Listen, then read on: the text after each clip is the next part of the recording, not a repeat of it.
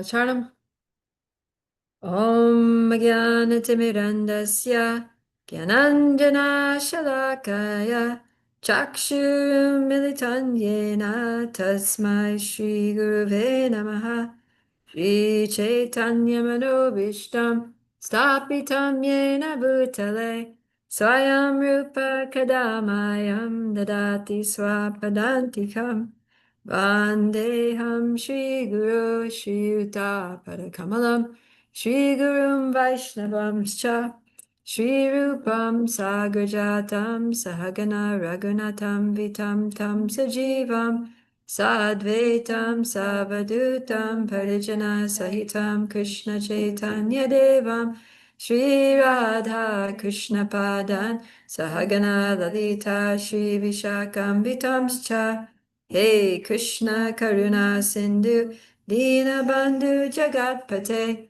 Gopesha Gopika Kanta Radha Kanta Namostute Tapta Kanchana Gaurangi Radhe Vrindavaneshwari Vrishabhanu Sute Devi Pranamami Hari Priye Vanchakalpa Tarubhyascha Kripa Sindhubhya Evacha Patitanam Pavanebhyo Vaishnavebhyo Namo Namaha Jai Shri Krishna Chaitanya Prabhu Nityananda Shri Advaita Gadadhara Shivasari Gaura Bhakta Vrinda Hare Krishna Krishna Krishna Hare Hare Hare Rama Rama Rama Hare Hare. All right, so we are, our verse for the week is 1865.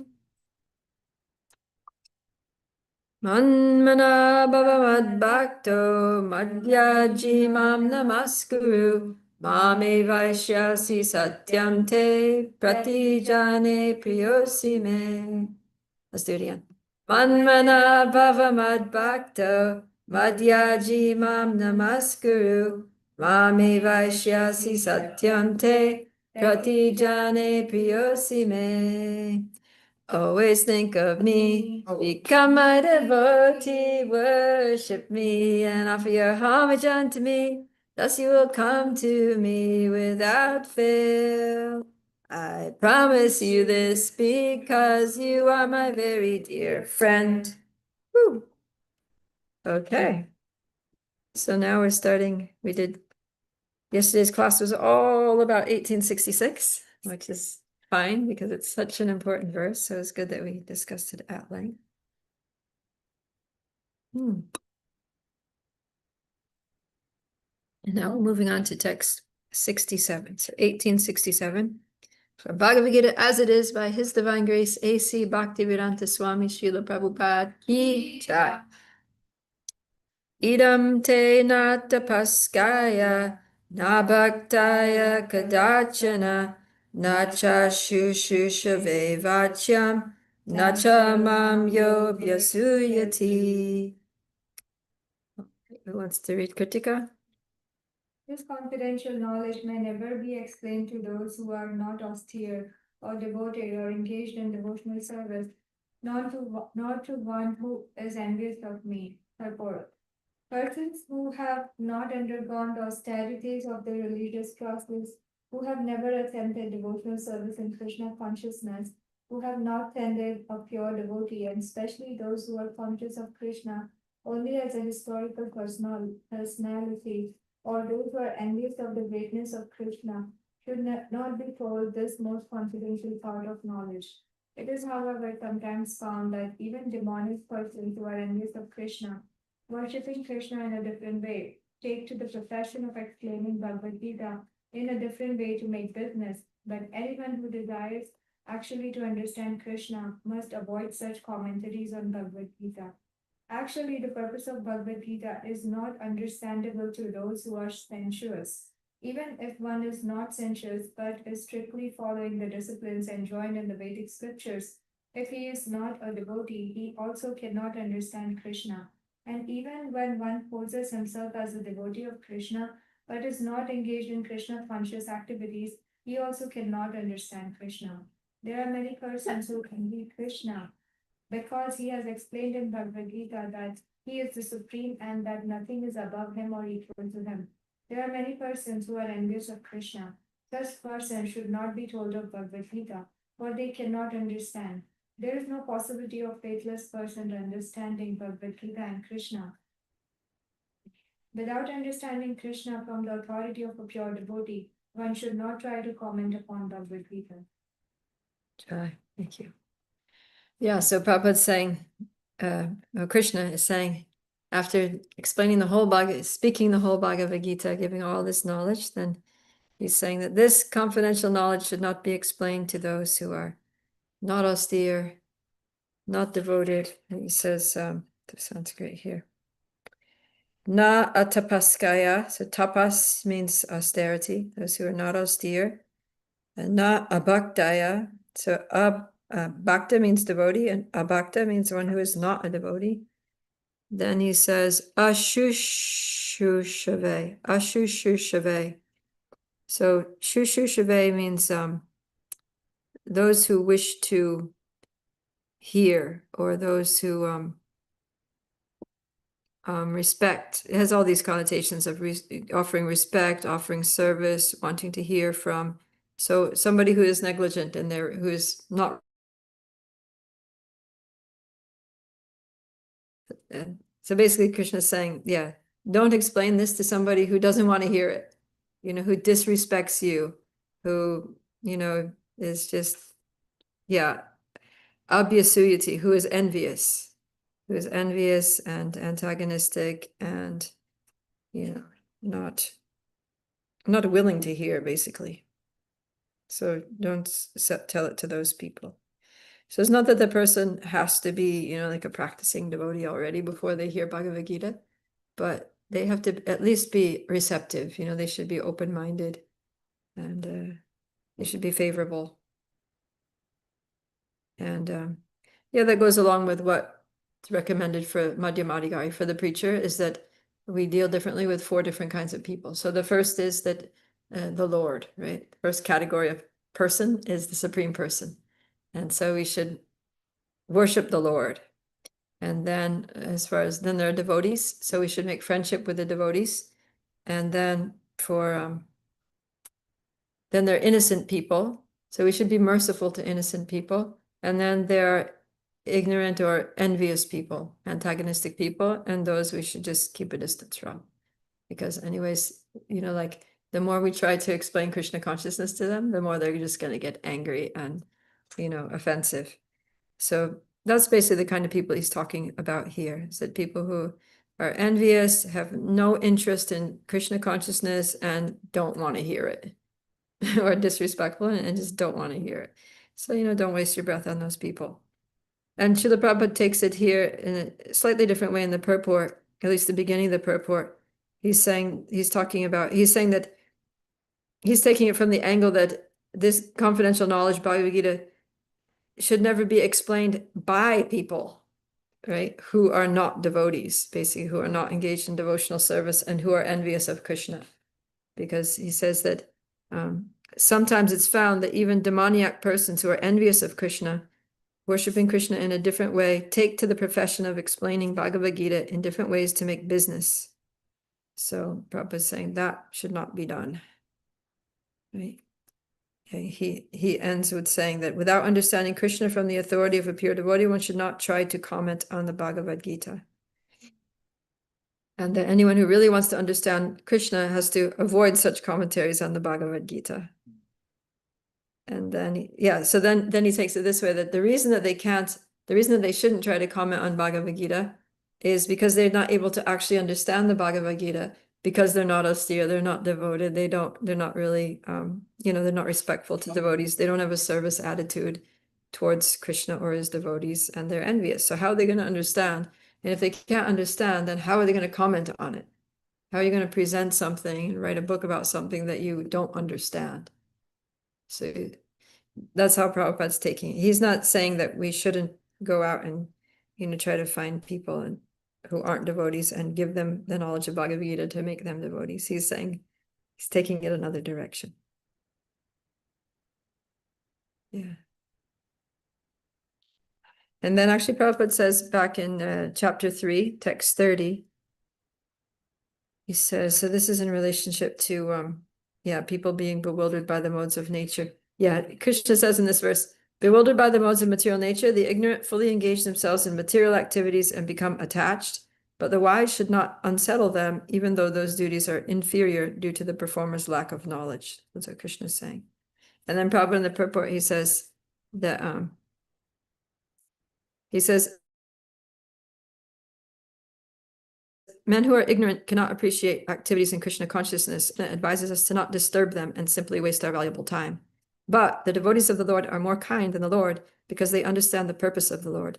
Consequently, they undertake all kinds of risks, even to the point of approaching ignorant men to try to engage them in the acts of Krishna consciousness, which are absolutely necessary for the human being. So this is Prabhupada's mood, right? That Krishna's like, don't waste your time trying to teach this to ignorant people. But Srila Prabhupada's like, no, I know that Krishna really wants everyone, without discrimination to get this knowledge and this opportunity to be devotees. So therefore, we go out on the street and take risks in, approaching people in hopes that they'll be interested. Not everybody's going to be interested, and even some people, they might get it and they might not understand it because they're too sensuous or envious or materialistic or whatever, but at least we're trying. Yeah. But the main thing Prabhupada is saying is that if you don't understand it because of these above reasons, then don't try to explain it. Don't try to comment, don't try to produce your own Bhagavad Gita that, is a misinterpretation of what Krishna actually is saying. Yeah. Okay. Any thoughts or questions about this verse? I like the comment worshiping Krishna in a different way because he's acknowledging that they're still worshiping Krishna just in the wrong way. So Yeah. like, don't do that. They're still worshiping Krishna. They just don't know it, but don't do that. Yeah. Yeah, everybody, Krishna says everyone follows my path in all respects. So, yeah, because a lot of these commentators, the way they interpret the Bhagavad Gita is that, the goal of life is merge into the impersonal Brahman, right? Or to become Krishna, become God, merge and become one with Krishna. So, yeah, Brahman is one feature of Krishna. So they're also worshiping Krishna, but not exactly, right? Not exactly Krishna's.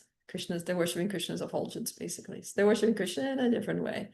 Or if they want to become Krishna, that means they realize that Krishna is great. Krishna is amazing. I want to be him, so in one sense, they're worshiping him, but it's in a different way. It's not the way that Krishna intended in the Bhagavad Gita. So if you write a whole Bhagavad Gita and the conclusion is, you can become Krishna, well, that wasn't Bhagavad's Gita. That wasn't Bhagavan's Gita. That's like your own Gita. Or if you're writing Bhagavad Gita and to say that the goal is to just merge into the Brahma Jyoti or something, then that's also not what Bhagavan was saying. So that's why Prabhupada gets angry. Like, you're trying to put the words in Krishna's mouth, and that's not what Krishna is saying. When you're envious, you're always paying attention to that person and what they have. So really you are worshiping them because you're always thinking about them. Yeah, exactly. Always think of me. Done. Just to become my devotee didn't get done, that's all. That's it. Yeah. So, okay. Now, Krishna is going to speak about the great reward for people who do explain this Bhagavad Gita to people who are not envious and who are actually interested in hearing and who have a nice, respectful service attitude. And then this is what happens. Ya idam paramam guhyam madbhakteshva vidasyati bhaktim mai param kritpa mame vaishyatya samshayaha. Bhagavati. For one who explains the supreme secret to the devotees, pure devotional service is guaranteed, and at the end he will come back to me. But generally it is advised that Bhagavad Gita be discussed amongst the devotees only. For those who are not devotees will understand neither Krishna nor Bhagavad Gita.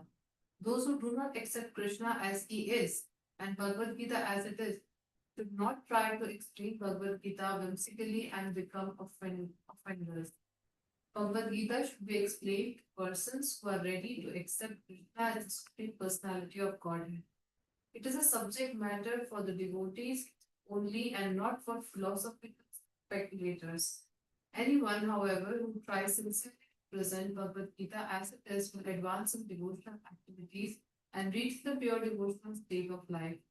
As a result of such pure devotion, he is sure to go back home back to God. Haribo. So yeah, Krishna is so happy with anyone who tries to present Bhagavad Gita nicely according to what Krishna is actually saying, and how the bona fide acharyas are, expanding on those explanations. So he says that for such a person, pure devotional service is guaranteed, and also that person goes back home, back to Godhead.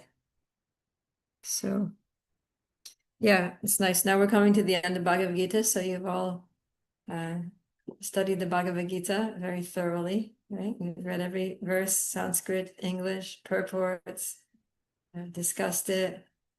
And so, yeah, so all of you should try to explain Bhagavad Gita to others, right? Whoever you meet.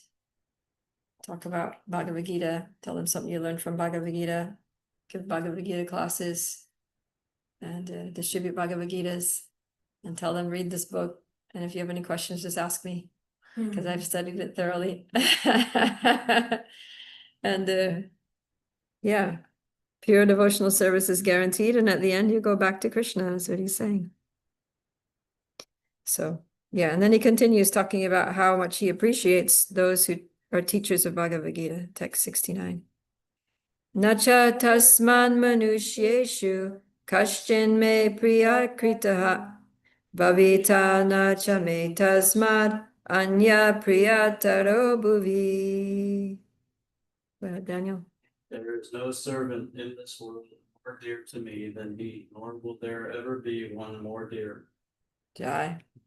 So Krishna is really he's really making his feelings known here.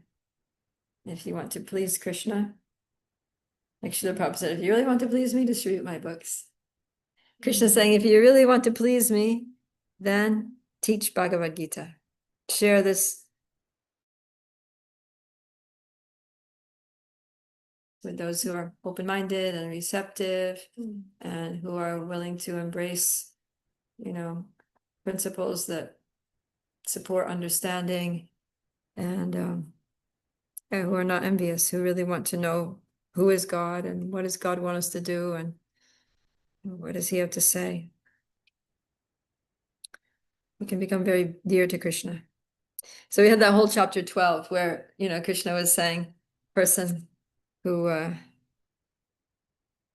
he says, for example, one who is not envious, but is a kind friend to all, who doesn't think himself a proprietor, who is free from false ego, who is equal in both happiness and distress, who is tolerant, always satisfied, self-controlled, engaged in devotional service with determination, mind and intelligence fixed on me. Such a devotee of mine is very dear to me.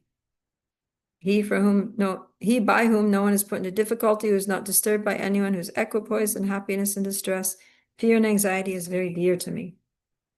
And he goes on like that. My devotee who is not dependent on the ordinary course of activities, who is pure, expert, without cares, free from all pains, not striving for some result, is very dear to me. But then he's saying, but this person who explains the Bhagavad Gita, that person is the most dear. There is no servant in the world that's more dear to me than he, nor will there ever be one more dear. So many people become dear to Krishna, but the one who actually becomes, a teacher of the Bhagavad Gita is very, very, holds a special place in Krishna's heart. Yeah, that's why I always like giving Bhagavad Gita classes, because Krishna, at the end of my life, I'm going to be like, Krishna, remember all those Bhagavad Gita classes? Remember, I even wrote a book. You got to take me back home. You promised, right? Okay. And then now, next verse talks about the person who, even if they don't become a teacher of Bhagavad Gita, but even if they study the Bhagavad Gita, what happens? So text 70. Adyeshyate chaya imam dharmyam samvadam avayo jnana yajnena tenaham ishtasyam iti me mati. Go ahead and read that one too, Daniel. You got a short one. Sacred conversation of first worship is made by his intelligence. Guy. Yeah, so studying the Bhagavad Gita is not just reading a book, it's actually worshiping Krishna. This is a worship of Krishna. So just like the pujaris are going on the altar and, offering the ghee lamp, offering the incense, offering the chamra and whatever. So that's worshiping. But this is what we're doing right now is also worshiping. It's not less.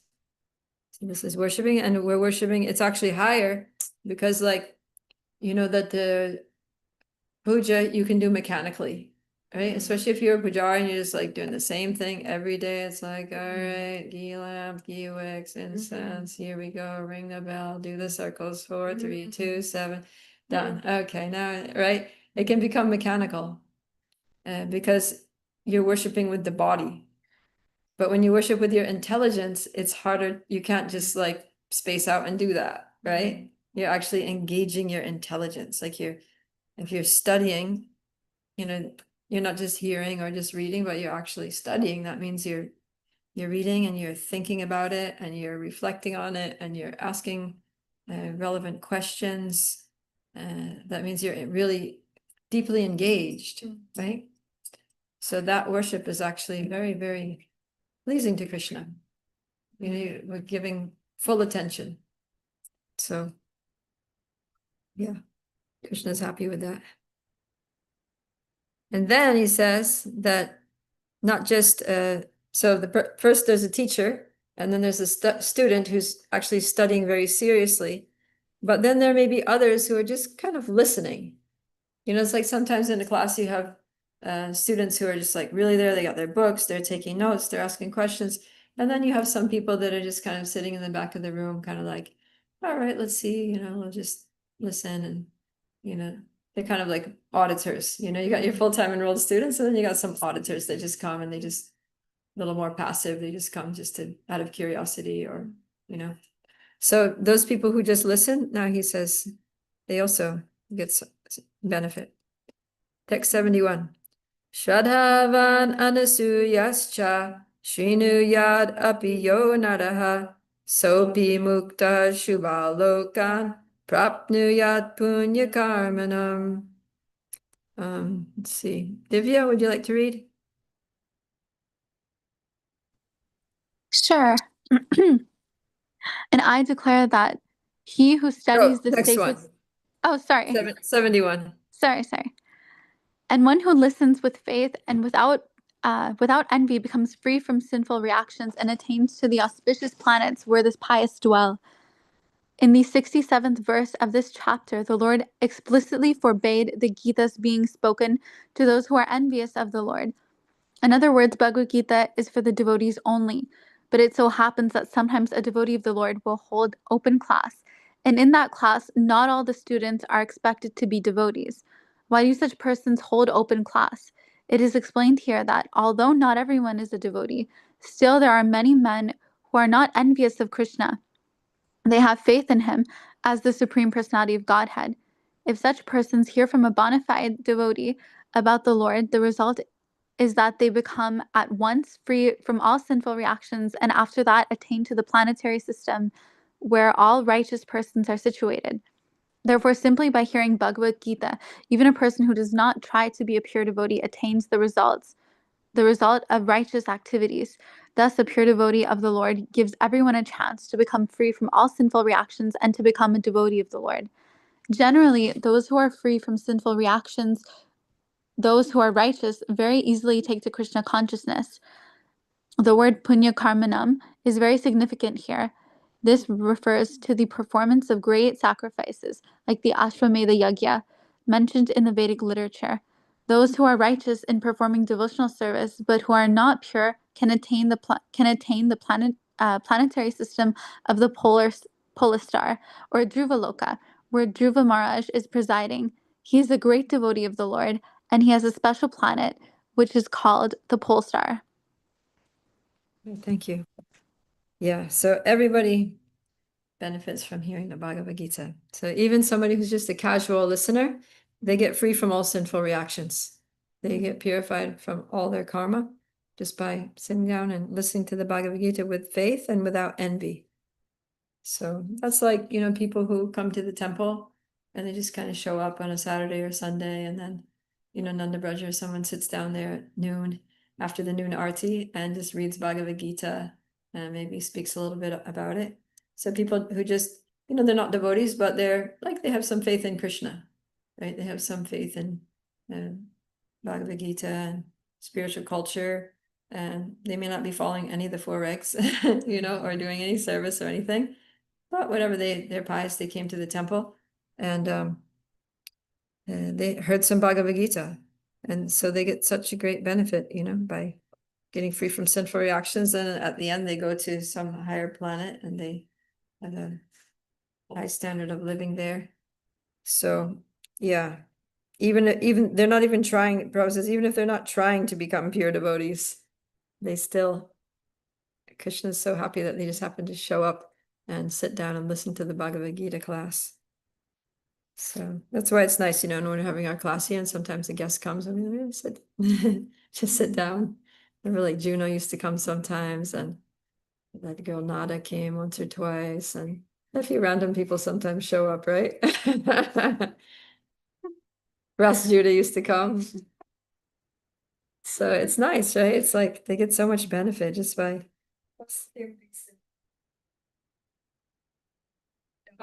Oh, Isaiah. Yeah, Isaiah. Isaiah's a good kid. Yeah, and he had nice things to say. Mhm. Oh yeah, he went to watch the Missing Dave movie with Drishta. He likes Drishta. He's like Drishta's friend for a while. Okay, so those are the benefits of teaching, studying, hearing Bhagavad Gita, and the only qualifications are to have some faith and don't be envious of Krishna. Okay, so now that's basically the end of Krishna's instructions. He's not going to give any more instructions. Now he's just going to ask Arjuna how he's feeling, right? Because we heard how Arjuna was feeling in the beginning of the Bhagavad Gita. How was he feeling?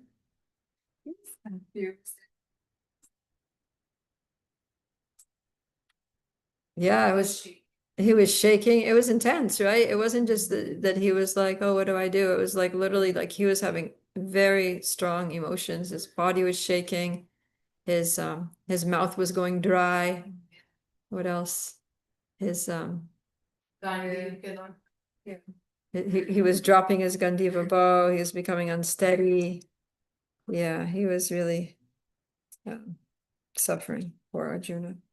So now, after listening to the whole Bhagavad Gita, Krishna is gonna ask him. Okay, so text 72.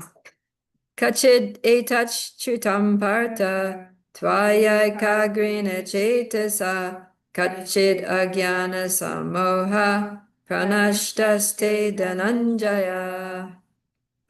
Aruna, are you free to read? Let's see. What do we know? Okay, let's go back to you. O son of Pritha, O conqueror of wealth, have you heard this with an attentive mind? And are your ignorance and illusions now dispelled? Purport. The Lord was acting as the spiritual master of Arjuna. Therefore, it was his duty to inquire from Arjuna whether he understood the whole Bhagavad Gita in its proper perspective. If not, the Lord was ready to re-explain any point or the whole Bhagavad Gita if so required. Actually, anyone who hears Bhagavad Gita from a bona fide spiritual master like Krishna or his representative will find that all his ignorance is dispelled. Bhagavad Gita is not an ordinary book written by a poet or fiction writer. It is spoken by the Supreme Personality of Godhead. Any person fortunate enough to hear these teachings from Krishna or from his bona fide spiritual representative is sure to become a liberated person and get out of the darkness of ignorance. Okay. So just imagine the situation. Arjuna's there in the middle of the battlefield of Kurukshetra. There's like millions of warriors there, both sides, and they're all like dressed in their armor and their helmets and their boots, and they've got their weapons in hand, and they got the conch shells, and they're just like ready, to start killing each other. And Krishna's just like, "Oh, Arjuna, have you heard with an attentive mind? Are your ignorance and illusion dispelled? How are you feeling? Do you have any questions? Is there anything you didn't understand? Do you need me to explain something again? If you want, I can speak the whole Bhagavad Gita again." It's like, you use Chat GPT and you ask it to do something, and it always comes with, "Would you use this in a different way?" So Krishna's like, "Would you like me to re-explain any point? Do you need a PowerPoint presentation about this? Would you like me to make this into poetry, create a poster with this essential bullet points?" And Krishna's just like all the time in the world, right? He's got all the time in the world for Arjuna. He's totally, the two of them are just in their little bliss bubble there, in the middle of the battlefield, and they're just like, time is standing still. So that's what it's like, with Krishna. Krishna is not so concerned about the external situation. He's concerned about our spiritual growth. He's concerned about, has my devotee understood? Has my devotee realized the importance of what's going on, or what I've said, or what they've read? And so yeah, the rest of the world can go by. let the world go by, But we need to understand the Bhagavad Gita. It's the most important thing. And Krishna also, he's acting as he's demonstrating, the characteristics of a spiritual master. A good spiritual master is that, the spiritual master is very concerned about the disciple, checks in with the disciple and makes sure that they're understanding things properly, and they're available to, like, handle any doubts or questions. And they make time for their disciples. So that Prabhupada says, anyone who hears Bhagavad Gita from a bona fide spiritual master like Krishna or his representative will find that all his ignorance is dispelled. So if Arjuna was still confused about something, then he had the opportunity to ask. And so, that's the duty of the disciple, is to, to bring those things up, right? To bring up the doubts, bring up questions, any confusions. Because if we stay sitting with doubts, then they can just grow, Okay. So are all of you having your ignorance dispelled? Are your illusions now gone? You know the purpose of life, on the poster. Like, you think so when you're good spiritual communities, I feel like following what Krishna is displayed, because like everyone here is so eager to show, teach, embody in any shape or form that is possibly understood by anyone around who will listen. And I think that's really, it's really cool. I think a lot about accessibility. So Yeah, Prabhupada created this culture in ISKCON that's very generous, it's like giving knowledge. Prabhupada wanted everyone to be a guru of sorts, right? As soon as you learn something, just share it. As soon as you're taught something, go teach it. Pass on knowledge. Knowledge is meant to be shared.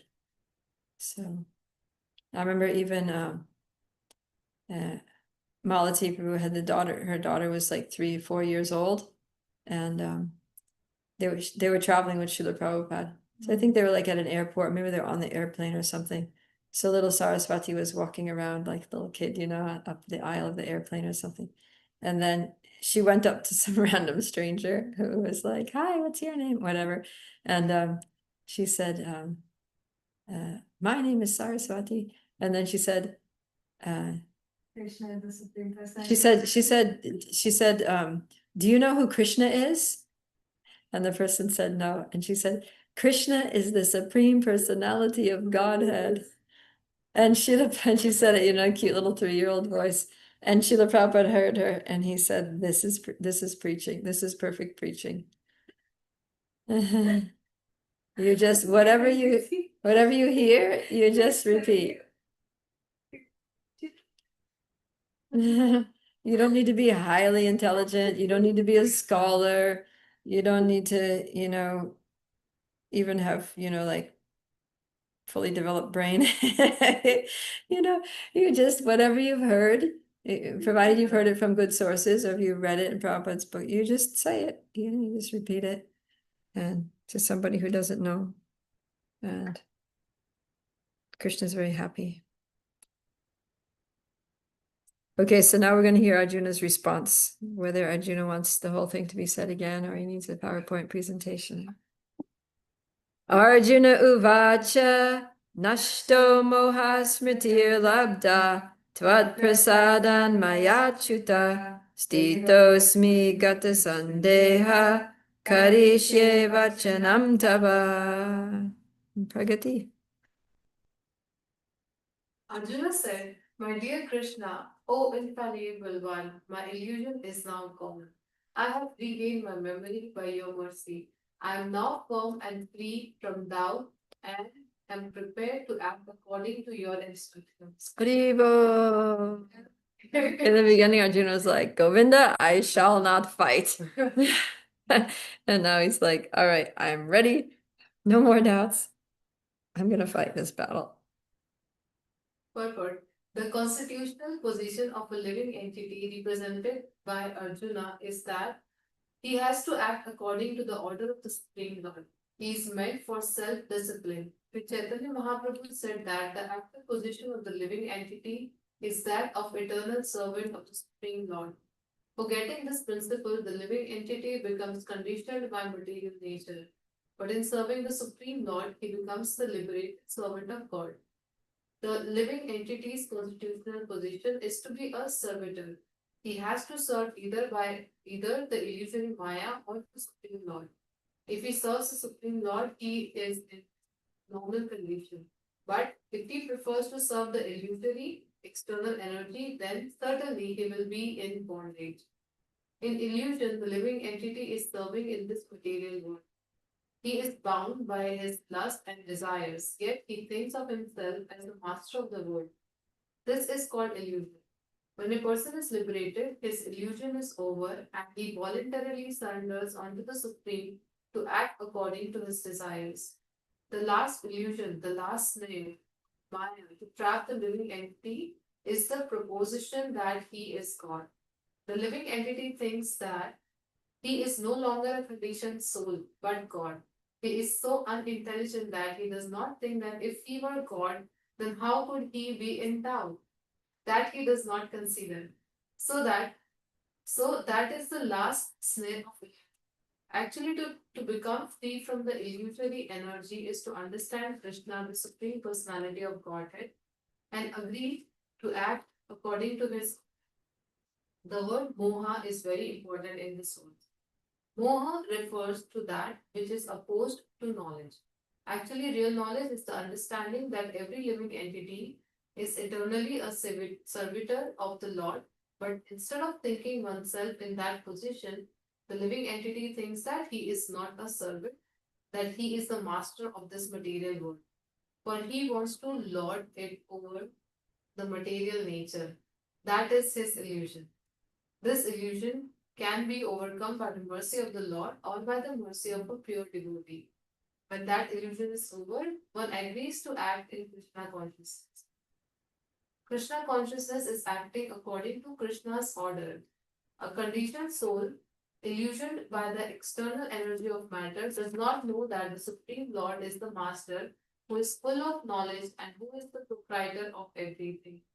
Whatever he desires, he can bestow upon his devotees. He is the friend of everyone, and he is specially inclined to his devotee. He is the controller of this material nature and of all living entities. He is also the controller of inexhaustible time, and he is full of all opulences and all potency. The Supreme Personality of Godhead can even give himself to the devotee. One who does not know him is under the spell of illusion. He does not become a devotee but a servitor of Maya. Arjuna, however, after hearing Bhagavad Gita from the Supreme Personality of Godhead, became free from all illusion. He can understand that Krishna was not only his friend but the Supreme Personality of Godhead, and he understood Krishna factually. So, to study Bhagavad Gita is to understand Krishna factually. When a person is in full knowledge, he actually surrendered to Krishna. And Arjuna understand that it was Krishna's plan to reduce the unnecessary increase of population. He agreed to fight according to Krishna's desire. He again took up his weapons, his arrows and bow, fight under the order of the Supreme Personality of God. Yeah. All right.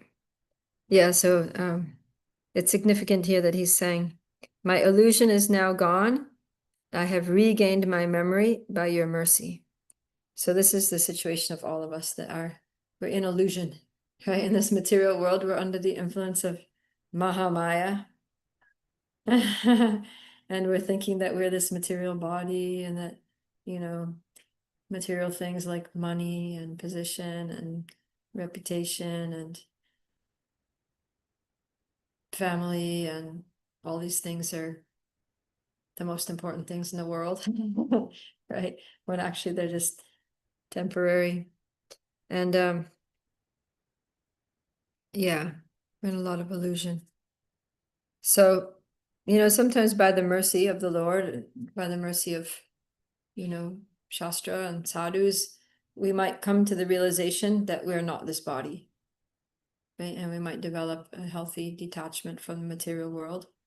But then we might, even after coming to that realization that we're eternal spiritual beings and we actually have nothing to do with this material world, we might fall into the trap of what does Prabhupada say is the last snare of Maya? Thinking of God. Yeah, I'm not this body, I'm pure spirit, I'm an eternal being, I'm full of knowledge, I'm fully blissful, I'm very powerful, I'm God. Right? It's like that. So yeah, that's actually very common. It's very common, like a lot of spiritual people, they come to that wrong conclusion because they don't know who God is, because they don't, have descriptions of God. But they're through their practices, they're able to realize that they're not the body. So then, but the thing is that God is also eternal and spiritual and all cognizant and all blissful, and so we have the same nature as God. So when we realize our, divine nature, then we think that we are the divine. But actually, and that's also true in a sense, right? It's true in a sense because we're qualitatively the same, and we're parts and parcels. So yeah, that term part and parcel, I think Prabhupada coined that phrase, part and parcel. I don't know, I never heard that anywhere else, part and parcel.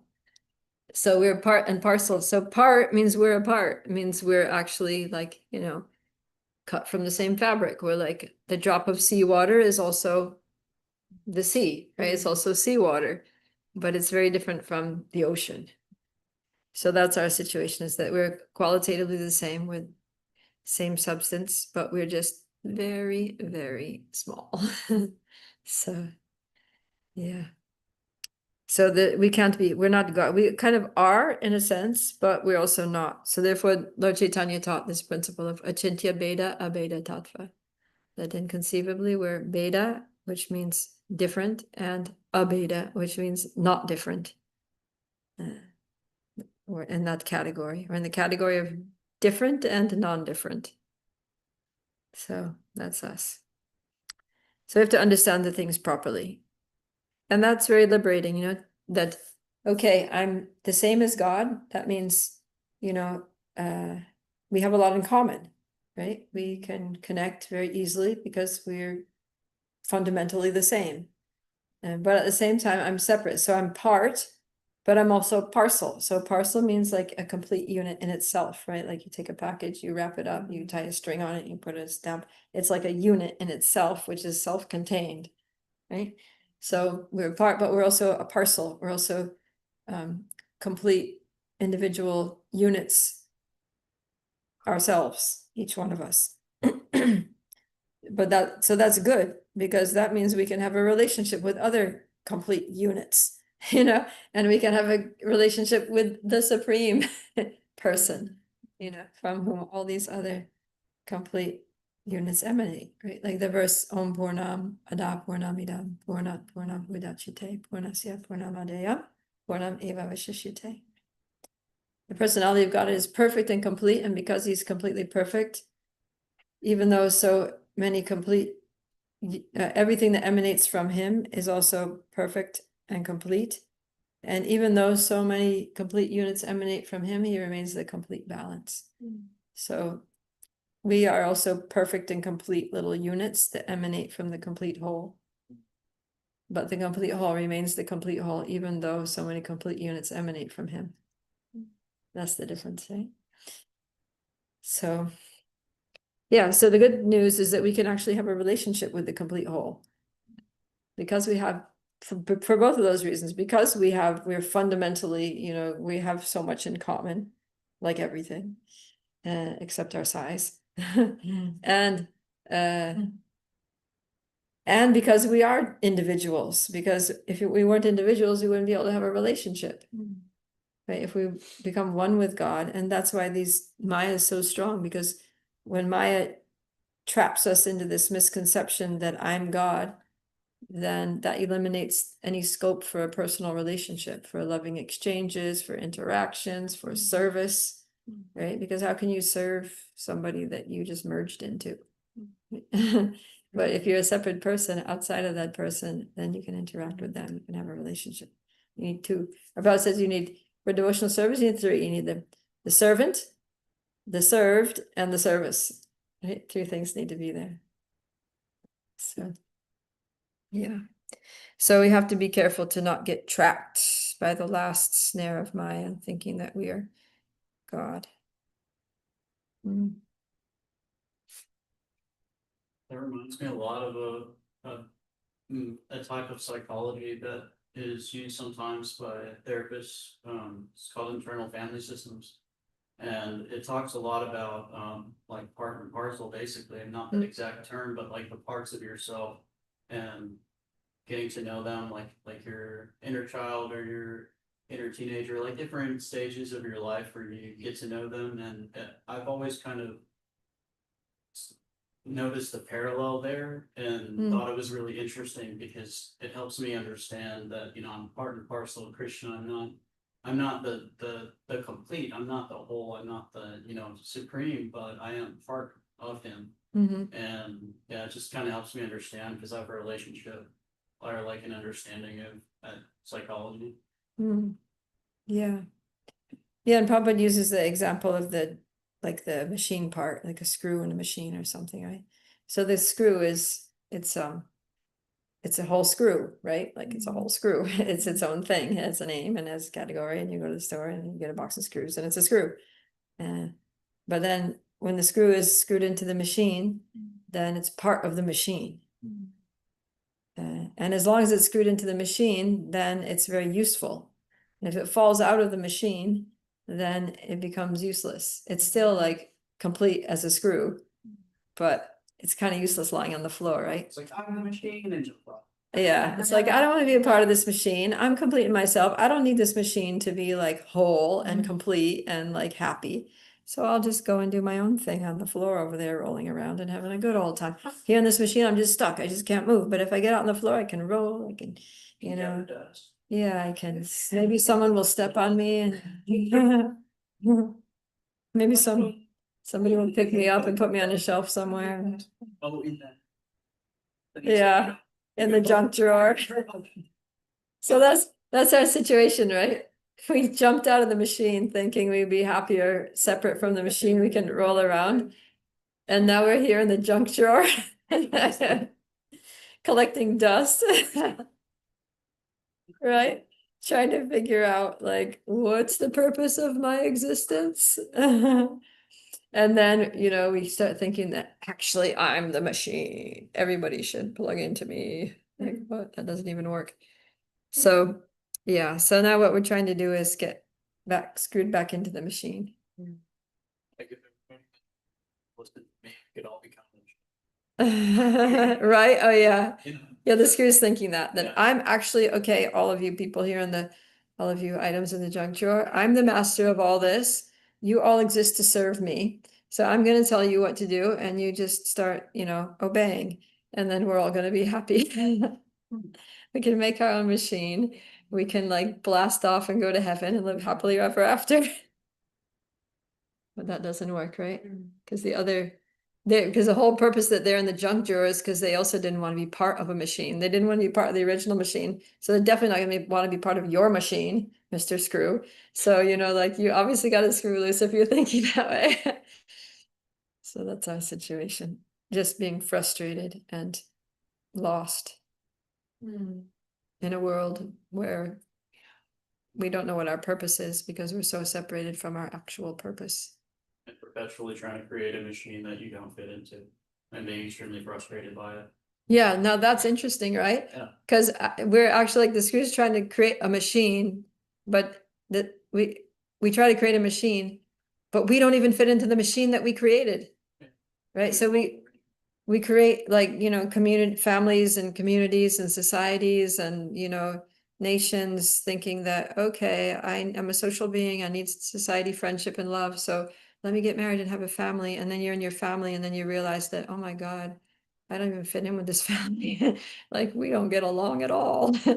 You know, or then you think, okay, well, fine, I'll join a club, you know, I'll become a part of a something, and then you find out that like they don't really like you either, and you don't like them either, and you know, it's just all problematic. And then we create a whole like city of Dallas, you know, where like you can't even walk down the street. Everyone's just living in fear. No one will even answer their door or even answer their phone, or, you know, it's a crazy little machine we created here, The isn't it? screw definitely invented this city. It explains everything. Somebody who's very screwed up. Yeah. Okay. Pragati, yeah, go ahead.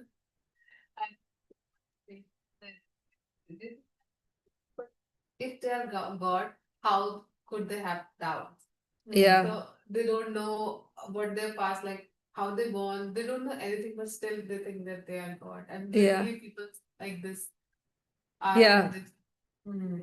People say, oh, when we get free from illusion, then we'll realize that we're God.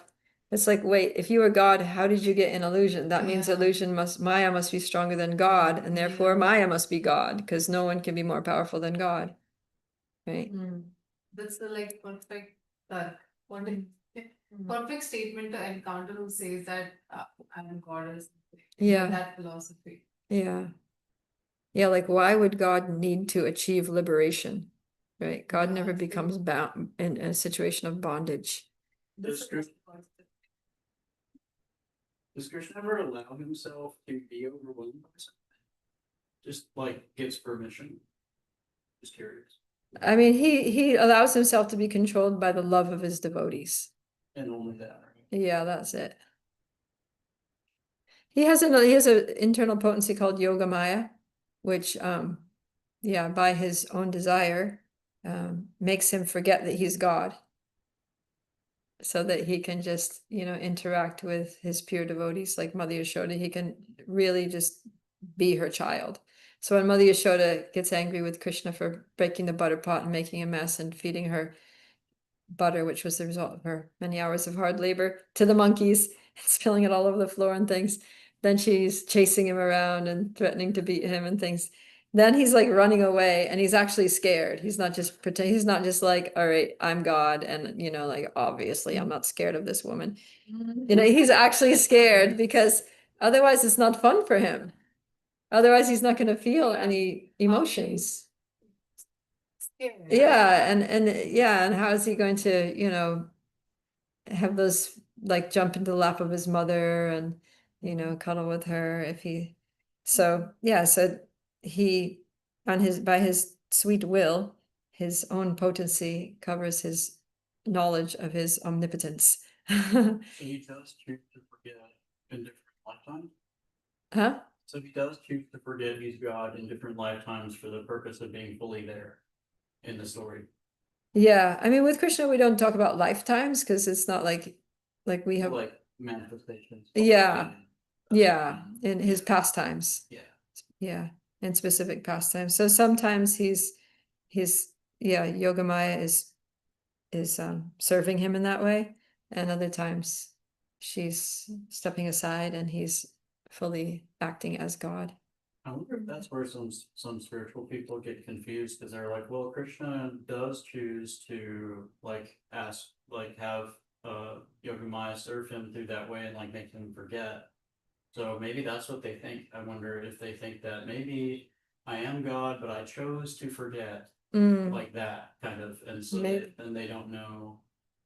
Then they settle on that conclusion because that I think if I wasn't here, I would probably, and if I had that thought like I'm God, I think I would be confused by that. Because yeah, I wouldn't know where it differed really.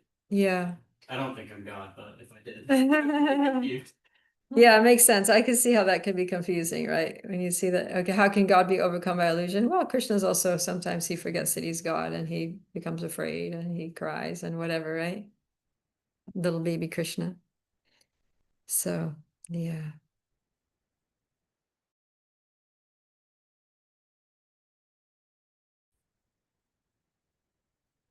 So here, this last paragraph, the purport is very sweet. Prabhupada's glorifying Krishna, and he's saying how Krishna is the friend of everyone. Whatever he desires, he can bestow upon his devotees because he's the proprietor of everything. And he's especially inclined to his devotee. He's the controller of time, all the opulences, all the potencies, and he can give even himself to a devotee.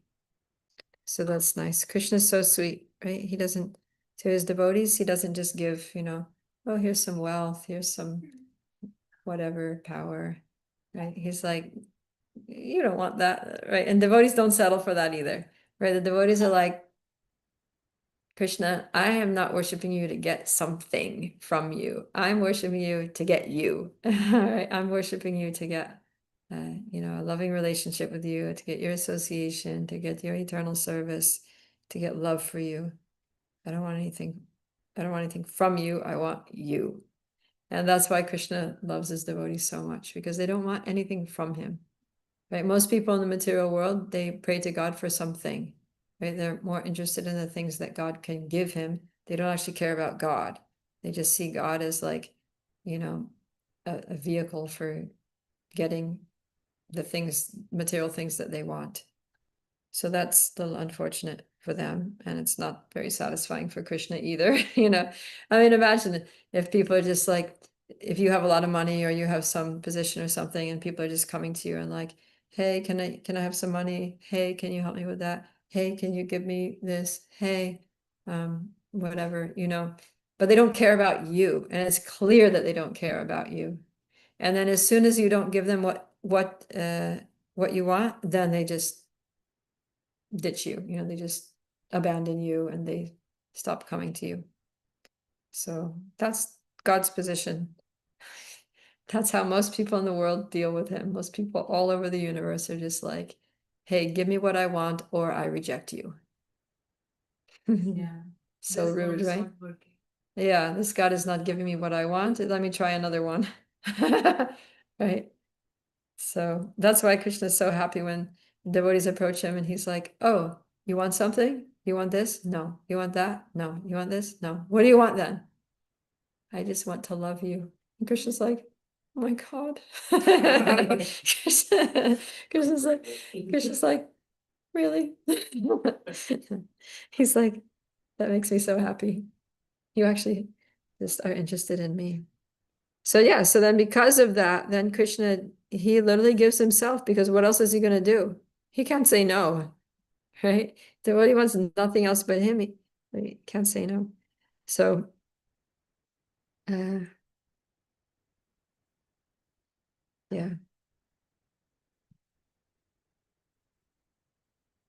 So Arjuna came to this conclusion, right? That he became detached from the kingdom, he became detached from the glory, he became detached from, worrying about sins or going to hell or whatever. And he just became so attached to Krishna that he's like, okay, Krishna, I'm just going to do this because you want me to do it. And that's it. I'll just do whatever you say.